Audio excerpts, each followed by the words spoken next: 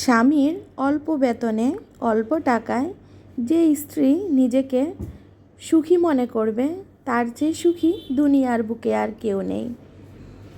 আমরা মেয়েরা সংসারটাকে সুন্দর করে গোছাতেও পারি, সংসারটাকে নিমিষে শেষ করেও দিতে পারি। তাই আমি বলবো একটা মেয়েকে ধৈর্য ধরে সংসার করতে হবে এবং স্বামীর অল্প টাকায় নিজেকে মানিয়ে নিতে হবে।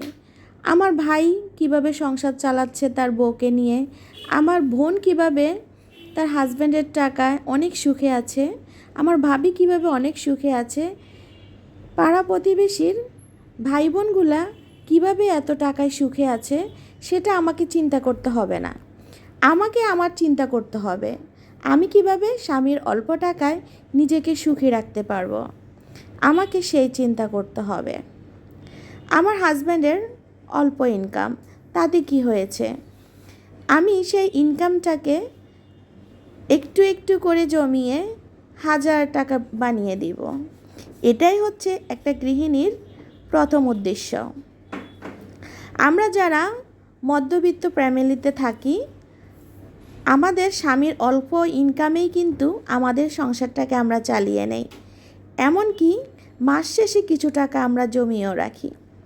যখন কোনো শখের জিনিস কিনতে যাবেন, যখন কোনো ফার্নিচার কিনবেন, যখন কোনো কিছুতে আপনার হাজব্যান্ড আপনাদের জন্য কোনো একটা কাজ করতে যাবে, তখন কিন্তু আপনি চাইলে আপনার এই জমানো টাকা দিয়ে আপনার হাজব্যান্ডকে হেল্প করতে পারেন।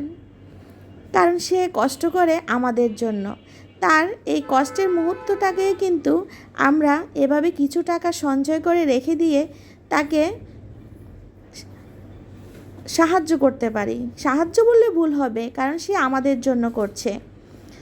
বরং তার হাতে হাত রেখে নিজেকেও, তার কাঁধে কাঁধ রেখে নিজেকেও আমরা প্রমাণ করতে পারি যে আমরা ঘরে বসে টাকা ইনকাম না করতে পারলেও আমরা কিভাবে টাকা জমিয়ে হাজব্যান্ডের কাজে সহযোগিতা করতে পারি।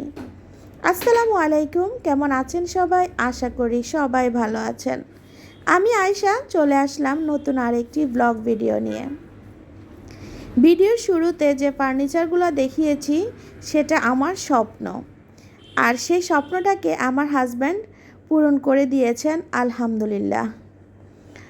আমার একটা শখ ছিল একটা বক্স খাট, একটা ড্রেসিং টেবিল, একটা ওয়াল ক্যাবিনেট। কারণ আমার বাসা অলরেডি আরও একটা খাট আছে, যেটা হচ্ছে সেমি বক্স, আর বাকি জিনিসপত্র আছে, কিন্তু এই 3টা জিনিসের অভাব ছিল আমার বাসায়। আলহামদুলিল্লাহ আমার হাজব্যান্ড সেই স্বপ্নটাকে পূরণ করে দিয়েছে। আমি সবাইকে বলবো আপনারা সবাই যত্নশীল হবেন নিজের হাজব্যান্ডের প্রতি। এই মানুষটা ছাড়া দুনিয়াতে আপনার কোনো দাম নেই। এই মানুষটা আপনার জীবনে সূর্যের আলোর মতো, যেখানে আপনি সারা দিন সেই সূর্যের আলো দিয়েই কিন্তু চলতে পারেন। আর রাতে চাঁদের আলো না থাকলে যেমন আপনি কিছুই দেখবেন না, ঠিক তেমনই এই মানুষটা আমাদের জীবনে সূর্য এবং চাঁদের মতো। তাকে ছাড়া আমাদের জীবনটা একদম অন্ধকার। তাই স্বামীর যতটুকুই বেতন থাকুক না কেন, আপনি সেটা দিয়েই আপনার সংসারটাকে সাজিয়ে গুছিয়ে নেবেন।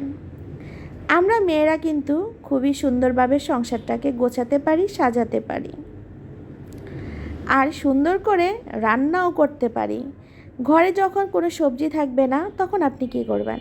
এই যে দেখেন, আলু, টমেটো আর মাছের কম্বিনেশনটা কিন্তু খুবই মজা লাগে।